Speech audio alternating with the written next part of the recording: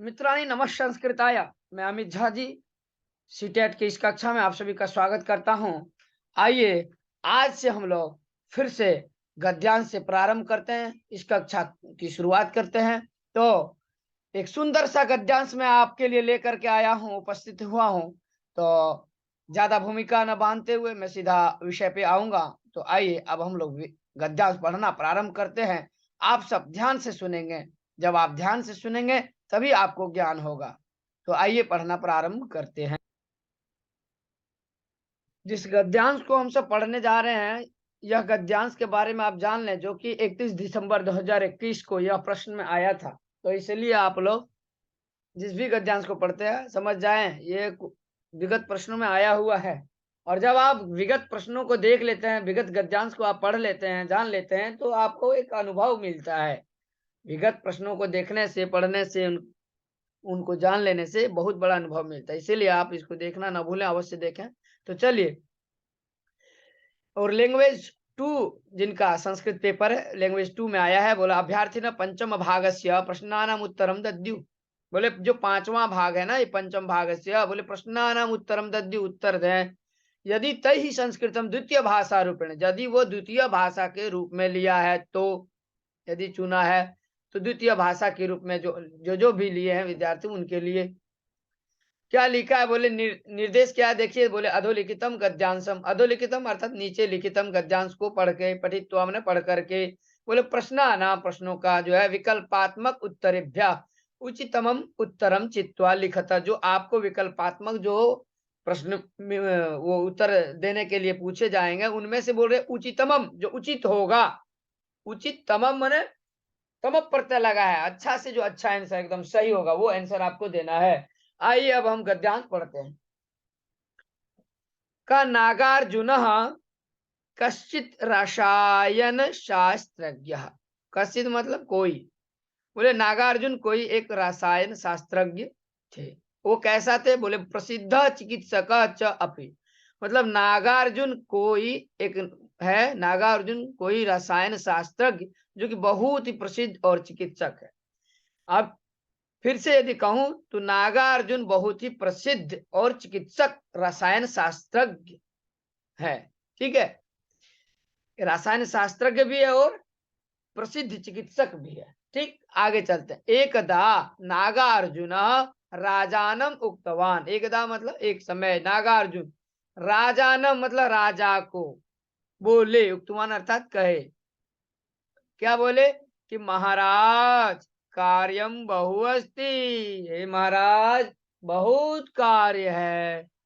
सर्वम कर्तुम अहम असमर्था, और सारे कार्य को करने में मैं बहुत ही असमर्थ हूँ। मम एक सहायक आवश्यक। वो कह रहे हैं कि मुझे एक सहायक चाहिए। मम एक सहायक, मेरे लिए एक सहायक की जरूरत है। तो राजा कहते हैं, राजा अंगीकृतवान, राजा उसको स्वीकार करता है उनकी बातों को। तो अंगीकृतवान भवतु अहम व्यवस्थाम करिष्यामि। क्या बोलते हैं राजा, ठीक है मैं व्यवस्था करूंगा, व्यवस्थाम करिष्यामि, व्यवस्था करता हूं या करूंगा, यही भाव लेना है। आगे क्या बोलते हैं राजा, श्वः योग्याः पुरुषाः आगमिष्यन्ति। श्वः अर्थात आने वाला कल, कल जो है योग्य पुरुष आएंगे। परीक्षाम कृत्वा एकम स्वीकरोतु, जो योग्य योग्य पुरुष आएंगे उनकी परीक्षा ले लो, परीक्षा करके एकम स्वीकरोतु, एक ले लो। एक सहायक आवश्यक है ना, आपने कहा ना कि मम एक सहायक आवश्यक है। तो कहे कि स्व योग्य पुरुष आगमिष्यन्ति, कल योग्य पुरुष आएंगे। परीक्षाम कृत्वा, परीक्षा करके एकम स्वीकरोतु, एक को ले लीजिए। इति उक्तवान च, और ऐसा कहा, किसने कहा, राजा ने। किससे कहा, नागार्जुन से कहा। आगे चलते हैं। अपरस्मिन दिवसे, दूसरे दिन, अपरस्मिन मतलब दूसरे दिन, उभौ युवको, उभौ मतलब होता है दोनों। बोले दोनों युवक जो है आगतो, आ गए। दूसरे दिन दोनों युवक आ गए। नागार्जुन तयोः विद्याभ्यास विषय पृष्ठ, वहां नागार्जुन जो है तयोः उन दोनों से विद्या के अभ्यास विषय में, विद्या अभ्यास विषय में पूछे। क्या पूछते हैं? बोले विद्याभ्यास उभयो अपि समान। जो बोले विद्या का जो अभ्यास है वह दोनों का समान है, दोनों में समान दिखाई दे रहा है। ठीक है। जब उन्होंने विद्या अभ्यास के विषय में प्रश्न किए, पूछे, फिर वो बोले कि विद्या अभ्यास में दोनों जो है समान लग रहा है। फिर नागार्जुन जो है उभाभ्याम अपि, यहां से ध्यान से फिर से एक बार देख लेते हैं। विद्याभ्यास उभयो अपि समान, विद्याभ्यास में दोनों जो है समान थे। ठीक है, दोनों में। नागार्जुन उभाभ्याम अपि एकैकम वस्तु दत्वा, बोले दोनों को, उभाभ्याम अर्थात दोनों को एक एक वस्तु दे करके, दत्वा मतलब दे करके, अप्रत्येकम उक्तवान, अप्रत्येक से कहा। क्या कहा? इदम वस्तु गृहम नयतु, इस वस्तु को घर ले जाओ। नयतु मतलब ले जाओ, दोनों को दे करके कहीं इस वस्तु को घर ले जाओ। अनेन एकम रसायनम निर्माय, और क्या बोले? बोले इससे, इस वस्तु से, बोले एकम रसायनम निर्माय, एक रसायन बना करके, आनयतु मतलब लाओ, निर्माय में यहाँ ल्यप प्रत्यय, ध्यान से रखिएगा याद। क्या निर्माण करके? बोले इस वस्तु से एकम रसायनम निर्मायान यतु, एक रसायन बना करके लाओ। स्व पुनः माम पश्यतु, और कल आओ फिर मुझको देखो। गमन समय राजमार्गेण एव गच्छतु इति, और क्या बोले? बोले जाते समय, गमन समय अर्थात जाते समय राजमार्ग से ही जाना, राजमार्गेण एव गच्छतु। आगे देखिए, श्वः नागार्जुन माम एव स्वीकरिष्यति, बोल रहे हैं कि कल नागार्जुन जो है मुझको ही लेंगे। इति उभयो, दोनों में अपि विश्वास है, दोनों में यही विश्वास था, दोनों एक दूसरे को परस्पर ये दोनों सोच रहे थे, अरे कल तो हमको ही वो चुनेंगे। श्वः मतलब कल को, नागार्जुन, मां मतलब मुझको, एवं मुझको ही स्वीकरिष्यति स्वीकार करेंगे, लेंगे। उभयो इति मतलब ऐसा, उभयो अपि विश्वास, दोनों का विश्वास ऐसा हुआ। अपरस्मिन दिने अर्थात दूसरे दिन, उभौ अपि आगतवन्तो, दूसरे दिन जो है वो वे दोनों आ गए। एक संतोषेण अस्ति, एक जो है बहुत ही संतोष है। सह वदति, और वह कहता है, अहम रसायनम सज्जीकृत कृत्य आनितवान। क्या कहता है? कि मैं रसायनम सज्जीकृत्य, मैं रसायन को तैयार करके लाया हूँ। आनितवान पश्यतु देखो। फिर द्वितीय से मुखम मलानम, दूसरे जो दूसरा व्यक्ति था उसका मुख जो है बहुत ही मलिनता, मुख में मलिनता दिखाई दे रही थी, मुख मलिन था दूसरे व्यक्ति का। बोले नागार्जुन द्वितीयम पृष्ठवान, दूसरे से पूछा, द्वितीयम पृष्ठवान, पृच्छ धातु के योग में द्वितीय विभक्ति लगती, इसलिए यहाँ द्वितीयम हुआ। नागार्जुन द्वितीयम पृष्ठवान, क्या पूछे दूसरे से? बोले भवता मुखम किमर्थम मलानम, क्या बोले? कि भवता मुखम किमर्थम लानम, आपका मुख क्यों मलिन है। भवता यहाँ भवत शब्द का पुल्लिंग का षष्ठी एक वचन में प्रयोग हुआ है। भवता का के की अर्थात आपका, संबंधे षष्ठी। तो भवता मुखम माने आपका मुंह, किससे पूछ रहे हैं? उसी व्यक्ति से। ठीक है, उन दोनों में से एक जो दूसरा व्यक्ति था उनसे क्या पूछे कि आपका मुख ऐसा मुंह मलिन क्यों है। आगे फिर पूछते हैं कि रसायनम किम न कृतम, क्या रसायन नहीं बनाया, ऐसा उन्होंने पूछा। अब आगे देखिए, न उत्तरम दत्तवान, कोई उत्तर नहीं दिए। जिनसे पूछा गया द्वितीय से तो कोई उत्तर ही नहीं दिया। किमर्थम इति तम पृष्ठवान नागार्जुन, बोले क्यों ऐसा पूछे नागार्जुन उनसे। राजमार्गेण अहम गच्छन आसम, क्या बोल रहे हैं? कि राजमार्ग से मैं जा रहा था। ध्यान से सुनिएगा, जो दूसरा था व्यक्ति, वह व्यक्ति क्या बोले? कि राजमार्गेण हम गच्छन आसम, राजमार्ग से मैं जा रहा था।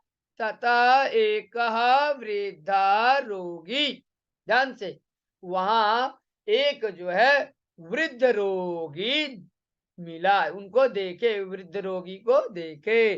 तथा एका वृद्धा रोगी दृष्ट, वहां हमको एक वृद्ध रोगी दिखाई दिया। तस्य दशा, उनका, उनकी दशा, तस्य दशा अर्थात उनकी दशा शोचनीय आसीत, बहुत ही शोचनीय थी। उनको देख करके ऐसा प्रतीत हो रहा था, तो वही बोले तस्य दशा शोचनीय आसीत, बहुत ही विचित्र अर्थात शोचनीय दशा थी। बोले अहम तम चिकित्सालयम नीतवान, मैं उस वृद्ध रोगी को कहाँ ले गया, बोले चिकित्सालयम नीतवान, चिकित्सालय ले गया, वहां ले आया। उसके बाद बोले तस्य सेवाम कृतवान, उनका, उनकी सेवा किए। किन, किनकी, उस वृद्ध रोगी की सेवा। आगे बोले अतः रसायन निर्माणार्थम समय, इसीलिए रसायन निर्माण के लिए समय एवं न लब्ध, समय ही नहीं मिला। इति उक्तवान द्वितीय, ऐसा दूसरे व्यक्ति बोले। फिर नागार्जुन द्वितीयम एव, दूसरे को ही सहायकत्वेन स्वीकृतवान, अर्थात दूसरे को सहायक के रूप में चुन लिया, उनको ले लिया। कथम सह द्वितीयम स्वीकृतवान इति, अब उन्हें कैसे वह दूसरे को ले लिए अपने सहायक के रूप में। इति राजनी पृष्ठे नागार्जुन उक्तवान, मैंने इस प्रकार से राजनी पृष्ठे, मैंने राजा के द्वारा जब यह पूछा गया कि आपने इस दूसरे शिष्य को या दूसरे व्यक्ति को अपने सहायक के रूप में कैसे ले लिए, तो नागार्जुन उक्तवान, अब नागार्जुन बोले, क्या बोले कि द्वितीय सेवायाम निरतः आसी, जो दूसरा व्यक्ति था वह सेवा करने में तत्पर था, निरत था, बहुत ही तत्पर था। तम रोगिणम अहम पूर्वमेव तत्र दृष्टवान, तम रोगिणम मने जो वृद्ध रोगी था, उस रोगी को मैंने पहले ही देखा हुआ था वहां। अतः राज्य मार्गेण गंतव्यम, राजमार्ग से ही जाना चाहिए, जाएं, राजमार्ग से ही जाएं, ऐसा इति उक्तवान, ऐसा मैंने कहा, ताकि देखते इन दोनों के अंदर ये सेवा भावना है कि नहीं है। प्रथम रोगिणम दृष्टवान, पहला व्यक्ति तो रोगी को देखा, बोले प्रथम रोगिणम दृष्टवान, पहला व्यक्ति रोगी को देखा। तथापि अग्रे न, तथापि अग्रे गतवान, अर्थात देख लिया किंतु वो आगे बढ़ गया, फिर भी वह, तथापि मतलब फिर भी वह आगे बढ़ गया। सह यंत्रवत करोति, और वह जो है पहला व्यक्ति वो यंत्र की तरह काम करता है। तस्य सेवा भावना विना, उनकी सेवा भावना के बिना चिकित्सक कथम, जो चिकित्सक है वो कथम भवेत, अर्थात जिस चिकित्सक के अंदर सेवा रूपी भावना नहीं है वह कैसे चिकित्सक हो। कथम मम सहायक भवेत, फिर वो कैसा मेरा सहायक हो, जिसके अंदर सेवा भावना ही नहीं है उनको मैं कैसे अपना सहायक बनाऊं। कथम मम सहायक भवेत, वह कैसे मेरा सहायक होगा। अतः अहम द्वितीयमेव स्वीकृतवान इति, इसलिए मैंने दूसरे को ही, दूसरे व्यक्ति को ही चुना, उनको ही स्वीकार किया। इस प्रकार से मित्र आप गद्यांश समझ गए होंगे, मुझे यह पूर्ण विश्वास है। और आप अब हम सब आगे प्रश्न की ओर चलेंगे, तो पहला प्रश्न को आप सब ध्यान पूर्वक देखेंगे, सुनेंगे, उत्तर आप स्वयं कर लेंगे, यह मुझे पूर्ण विश्वास है।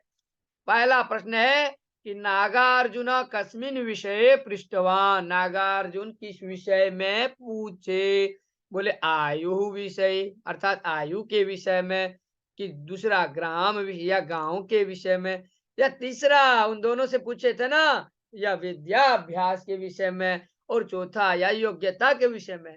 जब प्रश्न हुआ, जब उन दोनों को भेजा गया राजा के द्वारा, तो प्रश्न पूछे कि किस विषय में, तो उन दोनों से विद्याभ्यास के विषय में पूछा गया है ना, तो ये 3 नंबर सही हो जाएगा। आइए दूसरे प्रश्नों को देखते हैं। कोई भी दिक्कत हो आपको संधि, समास, कारक, प्रत्यय आप कमेंट्स करते रहें और पूछते रहें और ज्ञान को प्राप्त करते रहें। ज्ञान प्राप्त करने में आप स्वतंत्र हैं। दूसरा प्रश्न बोले कि द्वितीय युवक का जो दूसरा युवक था, बोले द्वितीय युवक सहायकत्वेन किमर्थम स्वीकृत, दूसरे युवक को सहायक के लिए क्यों चुना गया, उसको क्यों स्वीकार किया गया, क्यों लिया? बोले सेवा भावनया। किस लिए लिया? सेवा भावना की दृष्टि से। या रसायन निर्माणेन, कि रसायन निर्माण करने वाला था, वो करता था इसी वजह से, या शास्त्र ज्ञान की वजह से, या नैपुण्य। एक नंबर सेवा भावनया, दूसरा रसायन निर्माणेन, तीसरा शास्त्र ज्ञानेन, चौथा नैपुण्य। तो आप सब जान रहे हैं कि सेवा भावना उनके अंदर कूट कूट करके भरा हुआ था उस युवक के अंदर। इसीलिए उन्होंने सोचा कि यदि हम इसको चुनते हैं तो यही मेरा सेवा भी कर सकता है, जो कहेंगे वो कर भी सकता है। इसीलिए सेवा भावना उनके अंदर, उस युवक के अंदर थी। और उन्होंने उस वृद्ध व्यक्ति का, रोगी जो था, उनका सेवा भी किए। इसलिए ये आंसर सही सेवा भावनया चला जाएगा 1 नंबर। और जब आप इस दृष्टि से, इस भाव से, ज्ञान की दृष्टि से जब आप पढ़ेंगे तो आनंद भी आएगा। और अपने बच्चों को, अपने आप जब शिक्षक बन जाएंगे तो आप अपने छात्रों को भी इसी प्रकार से आप समझाएंगे। आगे चलते हैं मित्र, हड़बड़ाना नहीं है, बकाना नहीं है, धैर्य पूर्वक ज्ञान को प्राप्त करना है। चलते हैं सीधा अन्य नेक्स्ट प्रश्न की ओर चलेंगे। तो देखिए बोल रहे हैं युवकाभ्याम के न मार्गेण गंतव्यम, युवकों को किस मार्ग से जाना चाहिए? वन मार्गेण, दूसरा ग्राम मार्गेण, तीसरा नगर मार्गेण, चौथा राजमार्गेण। तो इसका सही आंसर जल्दी से आप लोग बताएं कमेंट्स करके। तो इसका आंसर हो जाएगा राजमार्गेण। क्यों? क्योंकि राजमार्ग में एक वृद्ध रोगी को देखे थे कौन? नागार्जुन। तो नागार्जुन ने सोचे कि यदि मैं दोनों को भेजूं तो इन दोनों के अंदर देखता हूं कि इन दोनों में से किसके अंदर सेवा भावना है। जिसके अंदर सेवा भावना होगी उसको मैं चुन लूंगा, क्योंकि जो जिनके अंदर सेवा भावना होगी वही सेवा कर सकता, वही लायक। तो इसीलिए कहा जाओ राजमार्ग से। चलिए तो राजमार्ग वाला हो गया। अब चलते हैं नेक्स्ट प्रश्न की ओर। फिर बोले आगे युवकाभ्याम मार्गे किम दृष्टम, दोनों युवकों के द्वारा क्या दिखाई दिया? यहाँ देख रहे हैं ना, हमेशा बोले कर्मवाच्य में क्त प्रत्यय का प्रयोग होता है, दृश्य धातु के साथ क्त प्रत्यय का प्रयोग हुआ है। युवकाभ्याम में यहाँ तृतीय द्विवचन है, युवके न युवकाभ्याम युवकई। कभी कभी ये भी पूछ देता है युवकाभ्याम में कौन सी विभक्ति है, कौन सा वचन है। ठीक, तो युवकाभ्याम अर्थात दोनों युवकों के द्वारा। बोले मार्गे किम दृष्टम, मार्ग में क्या दिखाई दिया? बोले युवा रोगी, या वृद्ध रोगी, या वृद्धा स्त्री, या युवती। तो आप लोग जानते हैं कि वृद्ध रोगी थे, जिनकी सेवा भावना को करने के लिए परीक्षा लिए गए इन दोनों से। चलिए तो वृद्ध रोगी हो गया। अब आगे चलते हैं, इसका आंसर 2 हो गया। चलिए अब हो गया। अब नेक्स्ट प्रश्न है लब्ध इति पदे कहा।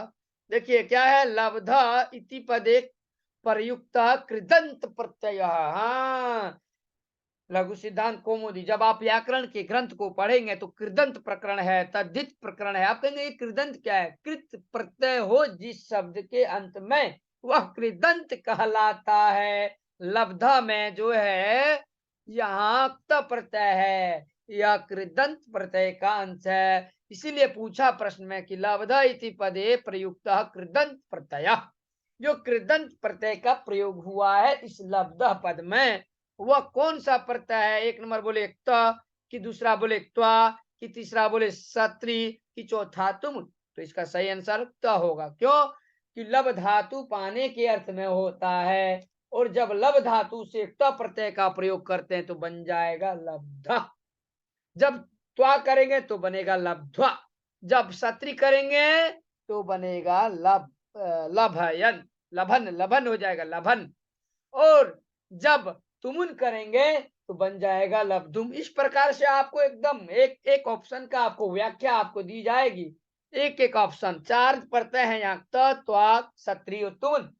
तो त्व प्रत्यय जब त प्रत्यय होता है लभ धातु से तो लब्धा बन जाएगा, और जब त्व प्रत्यय होगा तो लब्ध्वा बन जाएगा, और जब सत्री बने होगा तो लभन बन जाएगा। क्या? लभन।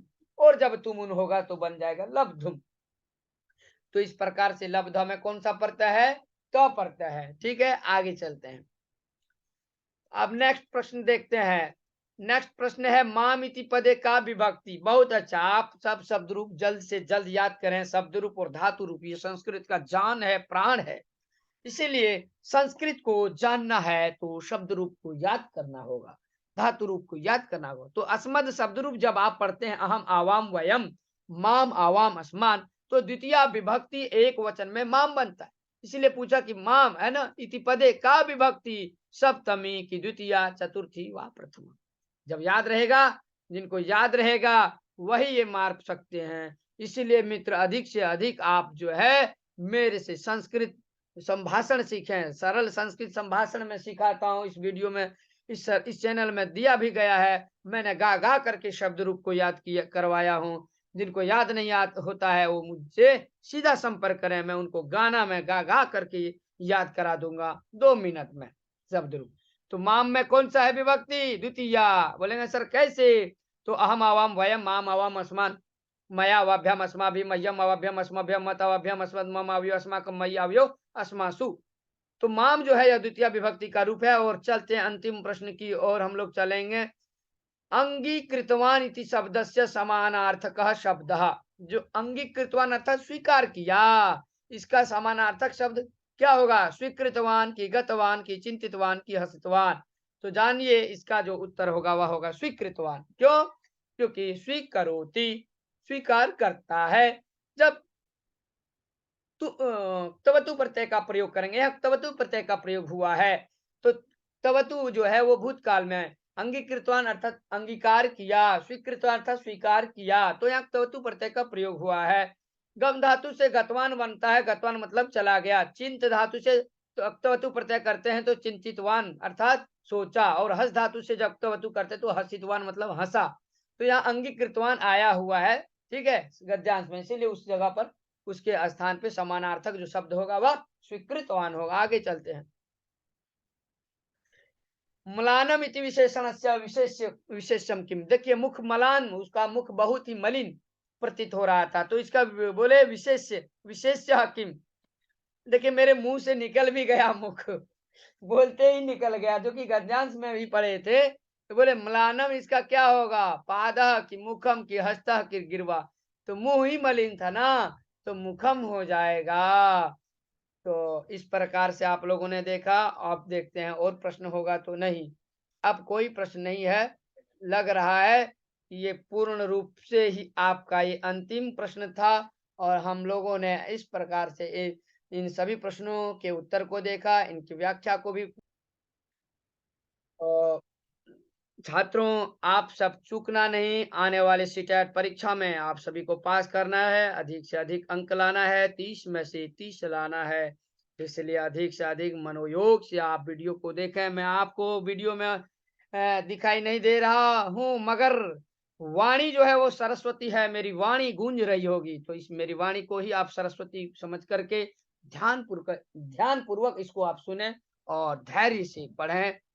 अच्छा लगेगा तो कमेंट्स जरूर करेंगे, शेयर जरूर करेंगे, वीडियो को लाइक जरूर करेंगे, और अधिक से अधिक शेयर करेंगे। नए होंगे तो आप सब्सक्राइब कर लेंगे, ताकि इस प्रकार के नए वीडियो आपको मिलते रहे। मैं मिलता हूँ फिर आपसे कल नए गद्यांश के साथ। तब तक के लिए मैं आपसे विदा लेता हूँ। नमः संस्कृताय, नमो नमः, धन्यवादः।